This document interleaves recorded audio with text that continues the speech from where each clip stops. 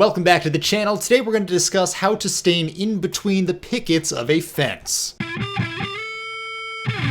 I was staining this fence that goes on the side of my house, and after I put the coat on the front of the fence, I realized that you can actually see the unstained sides of all the pickets just because of the angle with the gap between the pickets. So here you can see that unstained, really bright natural wood color. It has a lot of contrast to the stain, and quite frankly, it just really sticks out and does not look good. Now, I tried using both a roller and a paintbrush to get the stain in there. I also considered using a spray gun, but quite frankly, it's just too windy on this day and I could not possibly do that without making a mess and covering my house. So instead what I'm going to do is I've got this old cleaned out spray bottle. We're going to put stain into here. We're going to dilute it slightly, and we're going to put the nozzle on this stream setting so it has a single jet that comes out, and we're going to use that to spray into these gaps and then roll out any excess on the face using either the paintbrush or the roller. And to get a slightly better angle on the sides of the pickets, you can also push them in and then spray the one that's next to it, because these do have a little bit of flex to them, and that'll give you a little bit more clearance to get an easier shot. Pro tip here, if you have not already started staining, I would start with this step first, because otherwise you do run the risk of having a little bit of overspray and creating dark spots on the front of your fence. But if you're looking this up retroactively, because like me, you didn't think that that would be a problem until you got to this point, just be really diligent about spreading any of that overspray, again with your paintbrush or your roller, prior to it having a chance to settle in and leave those dark spots. And that means on both sides of the fence, because there is a chance that the spray will drip out on the back and you don't want to have blotchiness there either. That's all there really is to it, but try to avoid overspraying and straining your wrist. And if you do need a quick break, just remember that this spray bottle hangs perfectly on the top of the pickets, which will give your wrist a minute or two to recover. But hopefully this helped you out. If you want to see the fence install video, I'll link that in the description below. I want to thank you guys for watching, and I will see you next time.